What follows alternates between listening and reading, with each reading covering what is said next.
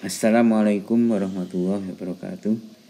Alhamdulillahilladzi hadana li hada wa ma kunna linahtadiya laula an hadanallah. Asyhadu an la ilaha illallah wa asyhadu anna Muhammadan abduhu wa rasuluh. Allahumma shalli ala Muhammad wa ala alihi wa ashabihi wa man tabi'ahu bi ihsan ila yaumiddin, amma ba'du. Baik, hari ini kita akan melakukan resume ya atas apa yang sudah kita pelajari pada pengendalian proses ini. Kita akan melajari atau kita akan meresume kembali ya yang sudah kita bahas tentang sistem kendali atau sistem pengendalian ya, kontrol ya. Sistem itu apa yang disebut dengan sistem? Apa sistem itu? Sistem adalah sekumpulan komponen yang saling bekerja sama. Ya. Sekumpulan komponen yang saling bekerja sama untuk melakukan suatu fungsi. Ya. Jadi dia mesti berupa sekumpulan, sekumpulan komponen. Ya. Berarti dia terdiri dari banyak komponen. Ya. Kemudian punya fungsi yang sama, itu sistem. Di mana suatu sistem itu berinteraksi dengan lingkungannya dan dibatasi oleh sebuah sistem atau sebuah batas ya. Batas sistem yang disebut dengan sistem boundary. Lalu di mana batas sistem itu? Batas sistem itu adalah definisi kita ya. Kalau misalnya ini yang biru ini sebagai sistem, kita sebut ini sistem. Maka yang di luarnya ini berarti adalah environment, yaitu di luar sistem ya. Nah, di dalam sistem itu ada ada inputan ya, control input, kemudian ada disturban input, berarti satu variabel ya. Ada kontrol, ini juga variabel, ini juga variabel, lalu ada outputnya, ini output variabelnya. Interaksi tersebut didefinisikan dengan istilah variabel. Jadi variabel itu adalah interaksi dari setiap ini disturban, kontrol, ini sebagai variabel. Ada input, output ya, input, output dan gangguan, disturban. Fungsi sistem dinyatakan dalam variabel output yang diukur, yaitu ini ya. Ini diukur, nah itu fungsinya. Artinya dipantau, karena untuk dipantau kan kita harus mengukur ya. Nah, di dalam sistem mungkin ada juga sistem kecil yang disebut dengan subsistem. Ada yang input, variabel inputnya, ada variabel outputnya. Berarti dalam tinjauan sistem kecil ini, yang di luarnya ini merupakan environment bagi sistem kecil ini.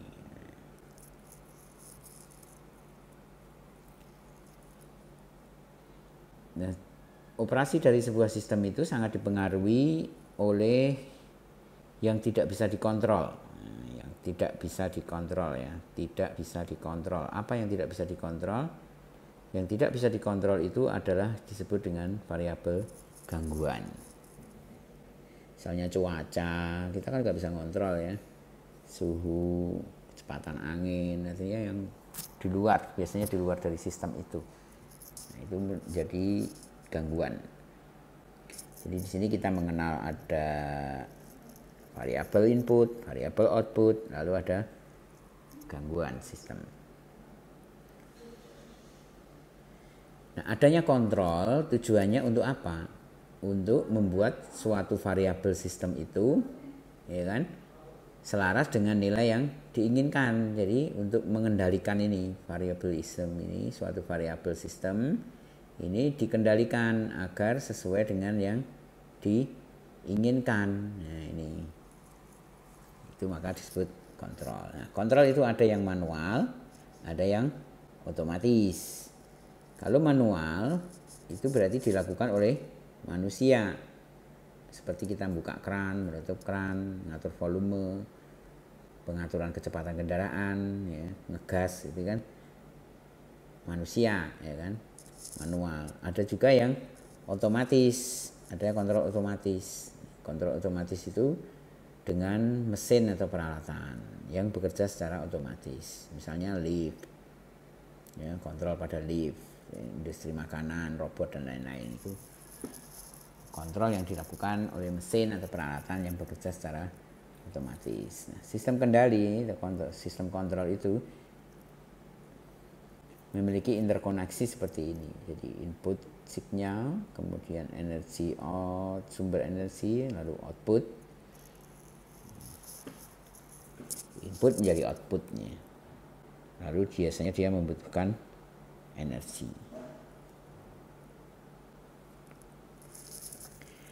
Nah, di dalam pengendalian ini kita menyederhanakan masalah dengan menggunakan konsep diagram blok. Sudah kenal ya. Yaitu ini kita sebut proses, lalu ada input ya, lalu ada output. Jadi proses, input dan output. Proses itu bisa berupa pabrik, bisa berupa alat ya, bisa berupa suatu sistem kecil ya. Dengan input output merepresentasikan sebab dan akibat dari suatu proses. Nah, sistem kendali itu ada dua kategori, yaitu open loop dan closed loop. Kontrol loop terbuka dan tertutup. Apa bedanya open loop dengan closed loop? Apa bedanya? Open loop ini yang pertama ini open loop. Kalau yang kedua ini adalah closed loop. Nah, ini closed loop. Apa bedanya? Actuating device, proses. Ini proses, ini proses. Mungkin prosesnya sama ya. Ini proses sama. Dia menghasilkan output dan ada input juga. Desired output response ya, ada output menghasilkan output juga. Hanya bedanya output di sini tidak di feedback ya kan. Kalau output di sini di feedback, diukur lalu dikembalikan lagi ke sini. Lalu diatur oleh controller.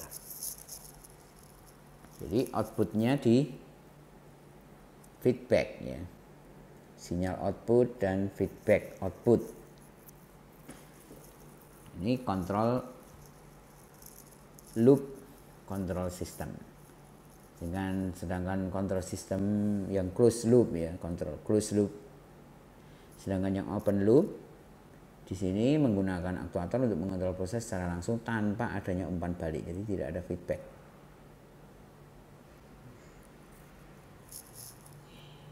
Ada kontrol open loop, ada closed loop. Komponen dalam sistem kendali kemarin sudah kita sebutkan, ada controller, kemudian ada aktuator ya, final control element.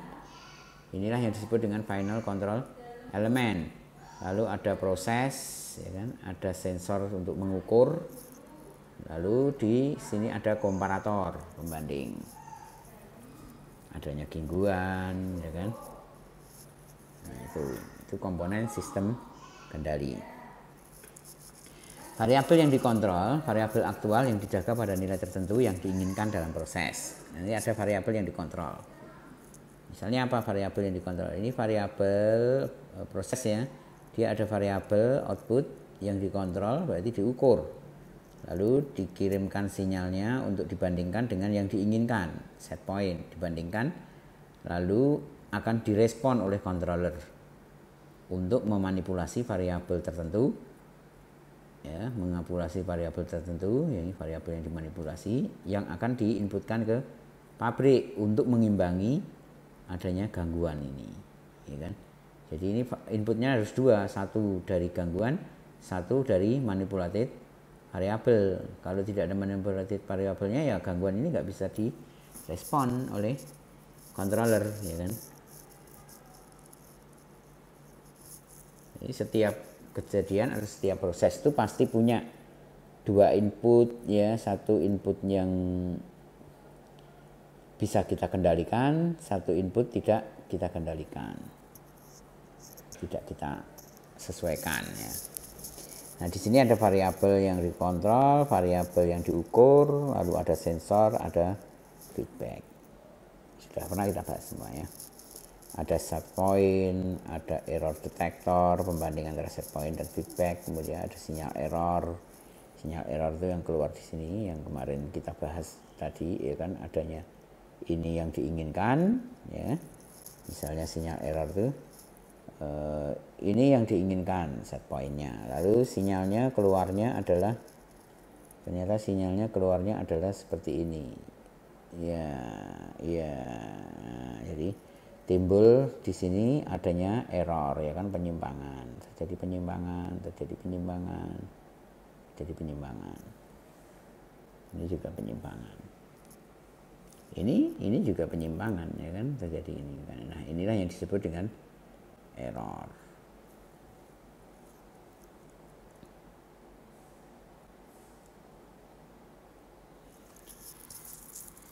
Kemudian ada controller, kemudian ada aktuator, ini yang menggerakkan, ya, menggerakkan apa istilahnya, menggerakkan yang dimanipulasi, ya, alat yang secara fisik melakukan kegiatan controller, ya. Yang di sini yang melakukan melakukan keinginan controller dengan masukkan energi, ini yang melakukan manipulasi, misalnya yang merubah bukaan kran, ya kan, memperbesar dan memperkecil kran, itu namanya aktuator, atau dalam istilah di pengendalian sudah kita pelajari dulu, namanya final control element atau FCE. Oke, komponen dalam sistem kendali, variabel yang dimanipulasi, ya, kemudian plan atau proses itu sendiri, objek fisik yang dikontrol, lalu disturbance atau gangguan, faktor yang mengganggu yang menyebabkan perubahan pada variabel yang dikontrol. Jadi tentunya ini faktor, ya, faktor yang menyebabkan perubahan,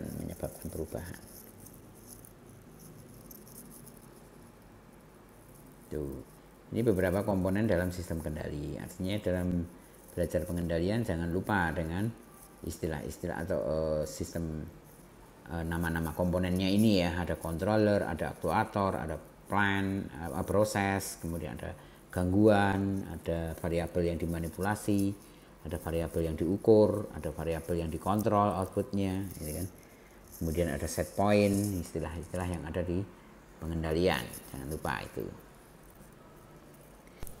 Kemudian ini contoh yang ada di dunia real, ya, tentang sebuah sistem pengendalian yang menggunakan konsep open loop. Itu yang seperti apa? Contohnya ini misalnya, ya. Ini open loop. Dari mana kita tahu open loop? Karena tidak ada output yang melakukan feedback untuk mengendalikan kran ini, ya kan? Berarti ini kan namanya open loop. Kalau ditambah ada output di sini yang membaca, lalu dia melakukan feedback handle ke sini, nah ini jadi closed loop, ya kan? Artinya ketika terjadi penyimpangan, sistem akan mengendalikan dirinya sendiri, akan mengubah ini kerannya, ya kan? Open system itu ketika terjadi penyimpangan, ini targetnya sampai penuh, ya kan?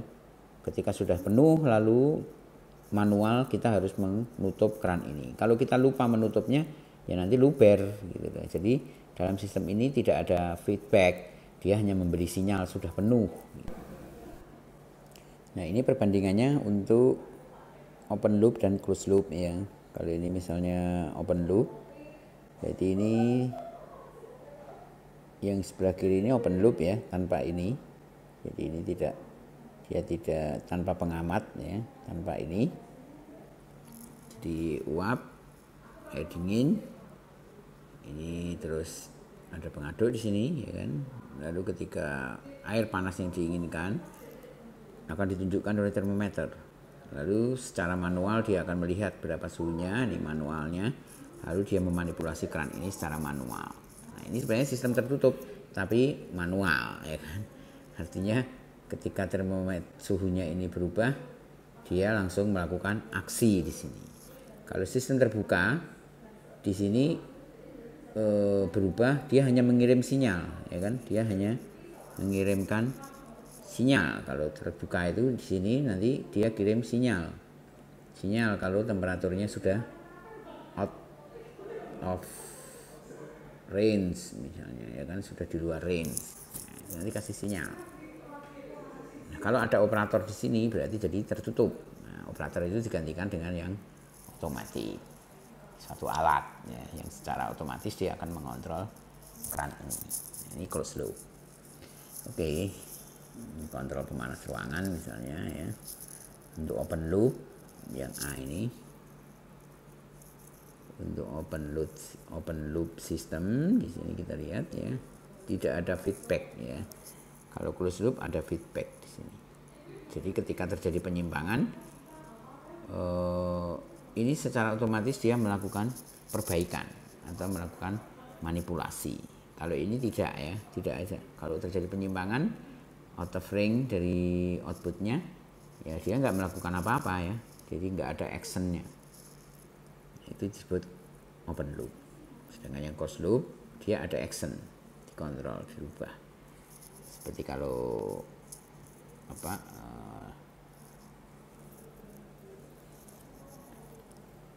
dalam sistem pemanas masakan tadi ya, kalau sudah matang dia ngasih sinyal ini sudah matang. Tapi kalau closed loop dia langsung memberi sinyal dan melakukan aksi ya kan. Aksinya apa? Menutup apinya atau mematikan sistem, mematikan mesin. Kalau open loop dia tidak melakukan aksi apa-apa, hanya memberi sinyal saja.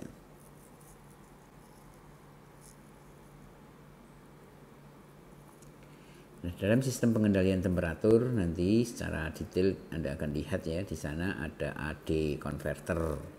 AD itu dari analog to digital. Kenapa harus dibuat digital? Karena nanti akan diolah oleh komputer. Jadi dari analog membaca suhu diubah menjadi sinyal digital, ya kan? Lalu di sini digital ini akan melakukan aksi mengirim, controller akan melakukan perhitungan berdasarkan proses matematiknya, lalu mengirim ke amplifier, di amplifier mengirim suatu saklar ya, relay. Itu berarti satu saklar yang akan memanipulasi panasnya heater ini. Jadi ketika panas ini sudah tercapai, termometer ini suhu 80 misalnya sudah tercapai targetnya, lalu data itu dikirim ke komputer. Lalu komputer sudah paham kalau 80 itu maksudnya apa. Itu sudah lebih tinggi dari yang diinginkan. Lalu dia kirim data, kirim sinyal ke sini. Nah, sinyalnya adalah menutup pemanas. Maka pemanas ditutup sementara, sehingga tanpa pemanas temperatur akan turun lagi. Nah, ketika sampai ke target yang diinginkan, nyala lagi temperatur. Nah, itu seperti itu. Ini adalah closed loop. Ya. Lalu bagaimana aplikasinya di industri? Apakah masih ada open loop gitu? Kalau closed loop aja, kalau yang kita butuhkan kan yang serba otomatis sekarang ya. Ternyata masih ada juga open loop itu. Karena dia punya kelebihan. Kelebihannya apa? Ya sederhana ya kan. Nggak ada kontrol lalu melakukan aksi ya kan. Dan juga ada yang di sini misalnya tidak ada persoalan kestabilan ya kan. Tidak ada persoalan kestabilan. Kenapa? Karena kalau terjadi penyimpangan dia tidak melakukan aksi. Nah, kalau di closed loop kan ada aksi ya kan. Seperti yang kita lihat di beberapa kasus, misalnya ini target dalam sistem closed loop ya kan. Ternyata temperaturnya melebihi, maka kontrol melakukan aksi, namun kadang aksinya tidak tepat sehingga malah turun lagi. Sehingga turun lalu melakukan aksi lagi sehingga naik lagi, turun lagi dan seterusnya. Bagus kalau dia bisa sampai kemudian stabil ya kan. Kalau enggak kan berarti akan naik turun sampai akhir periode ya kan. Artinya dia tidak pernah konvergen ya kan, tidak pernah menuju ke satu titik stabil di sini.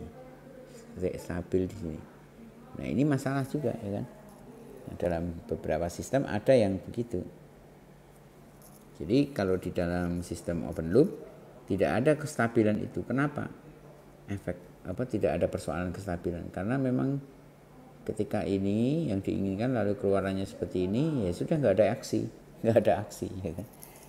Outputnya seperti itu. Tapi dia tidak bisa memberikan koreksi tadi ya, nggak ada aksi jika ada gangguan.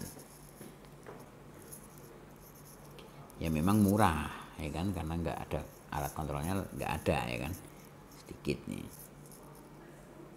Lalu di dalam sistem untuk melakukan pengendalian kita membutuhkan perhitungan ya kan. Untuk melakukan perhitungan kita membutuhkan apa? Untuk melakukan perhitungan kita butuh hubungan matematik ya kan, suatu persamaan atau model ya kan, model matematik.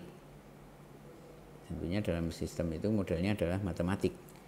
Kita membutuhkan model. Nah, model matematik di dalam pengendalian itu yang kita dapatkan biasanya kan PD, persamaan diferensial, ya kan, ordinal atau berapa, lalu kita ubah ke transfer function. Jadi di dalam pengendalian itu kita buat sederhana transfer function. Artinya transfer function itu apa?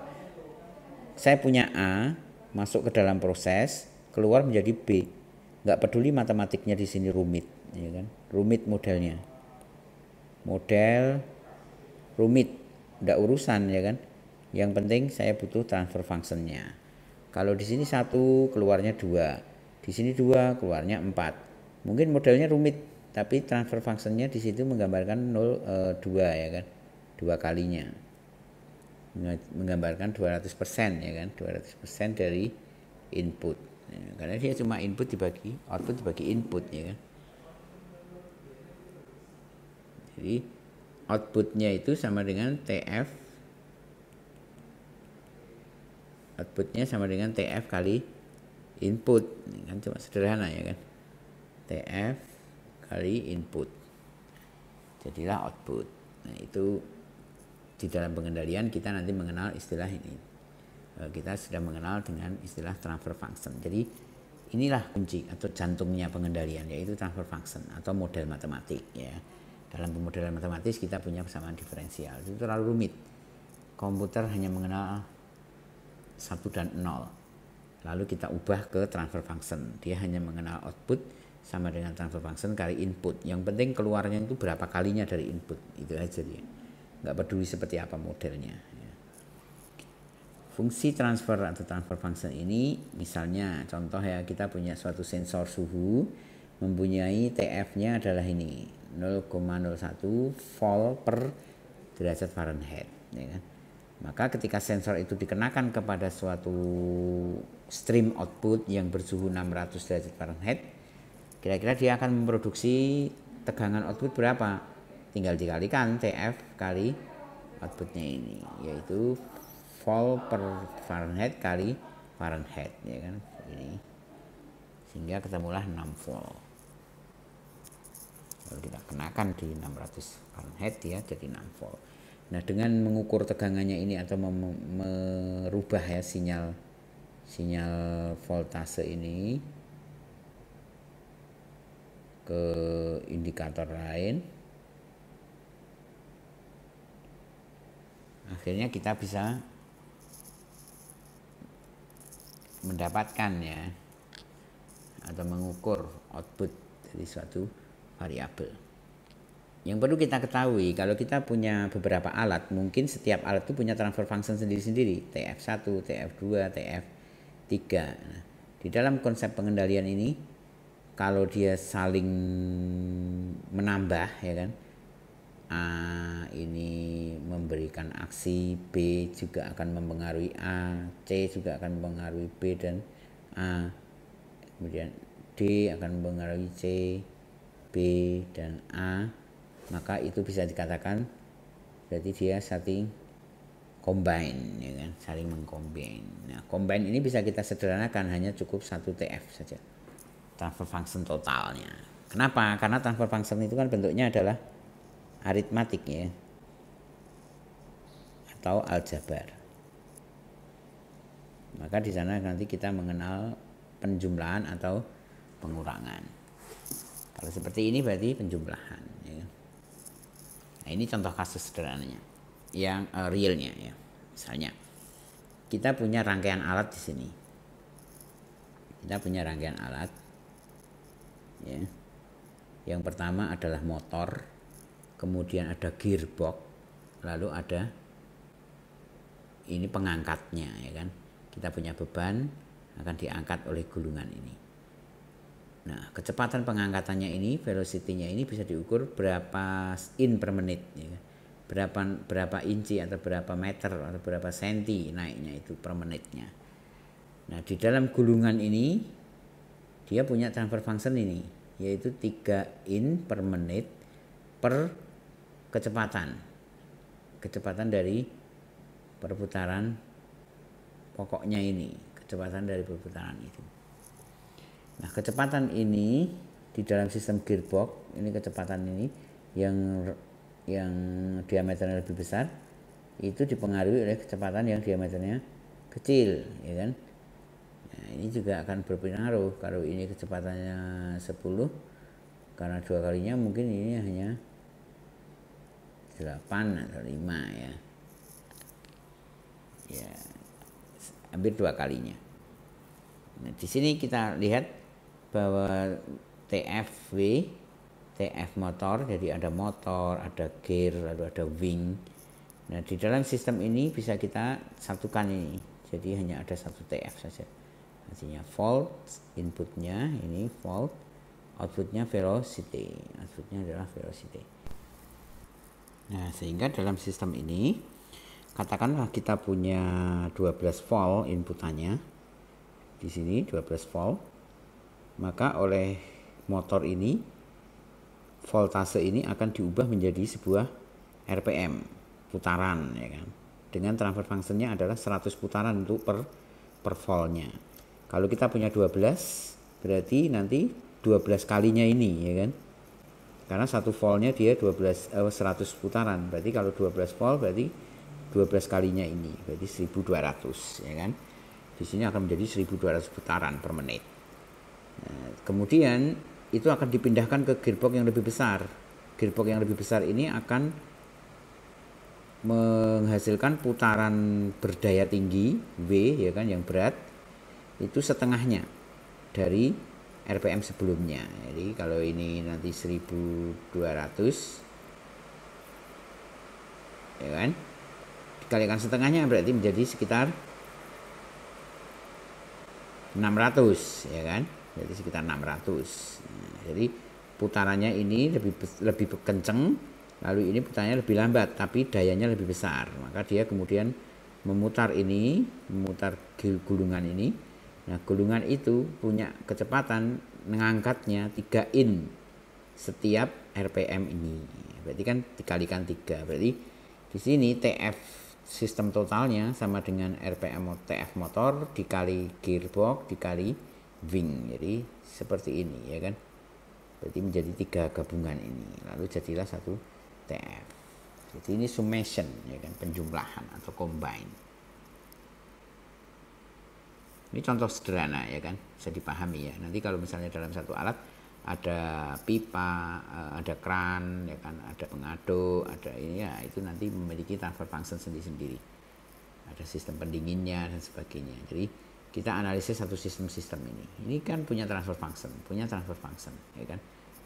Punya perubahan dari voltase menjadi putaran, berarti ada perubahan transfer function. Dari putaran menjadi putaran juga, tapi ini putaran kecil menjadi putaran besar W, berarti ada transfer function juga. Kemudian dari putaran menjadi angkatan, berarti ada transfer functionnya. Ada perubahan, mekanisme perubahan itu berarti ada transfer function. Sistem kontrol itu ada yang analog, ada yang digital. Nah, kalau analog berarti tersusun dari rangkaian analog. Kalau digital tersusun dari rangkaian digital.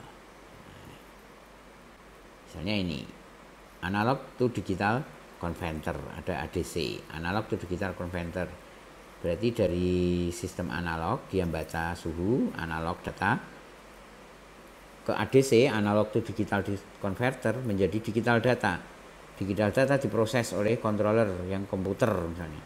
Setelah diproses controller lalu dibaca oleh DAC, yaitu digital to analog converter. Berarti dari digital data diubah menjadi analog lagi, misalnya menjadi putaran kran, ya kan, dari data menjadi putaran kran berapa persen, lalu di action di sini, lalu proses ini.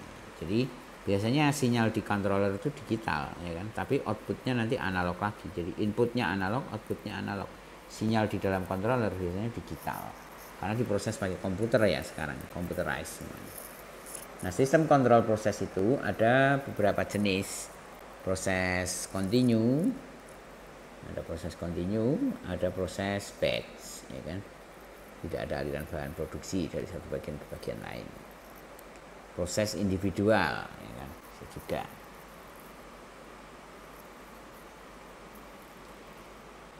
Konfigurasi kontrol itu bisa, ini kurang bisa kontrol individual ya, bisa kontrol individual, berarti satu alat, bisa juga kontrol terpusat ya, jadi satu mesin dikendalikan secara bersama-sama di sini. Itu namanya kontrol terpusat. Nanti ada juga menggunakan DCS. DCS itu adalah Distributed Control System. DCS singkatan dari Distributed Control System atau sistem kontrol distributif. Apa itu? Dia melibatkan dua komputer atau lebih. Jadi ini komputer hostnya, lalu di setiap ini ada jaringan ya, lalu ada komputer-komputer pengendalinya ini ya kan. Ada pengendalinya. Lalu ada mesin, ada pengendalinya, lalu dikontrol induk. Dia akan mengirimkan kontrolernya ke setiap PLC ini. Sehingga dia punya lebih yang berkomunikasi, yang lebih dari satu ya. Saat melibatkan dua komputer atau lebih yang berkomunikasi, makanya menggunakan jaringan LAN ya. Satu PC ke PC lainnya. Baik, demikian ya untuk resume dari kuliah kita di pengendalian proses ini. Semoga dengan resume ini Anda punya gambaran secara keseluruhan ya, apa yang sudah kita pelajari dalam sistem pengendalian. Salah satunya yang terakhir kita bahas kemarin adalah tentang tuning, bagaimana melakukan tuning pengendalian dari suatu sistem. Nanti akan saya buatkan satu contoh simulasi ya, bagaimana kita melakukan tuning pada satu sistem yang kita kenal, misalnya level control misalnya. Baik, semoga bermanfaat resume yang saya berikan ini. Kita akhiri. Assalamualaikum warahmatullahi wabarakatuh.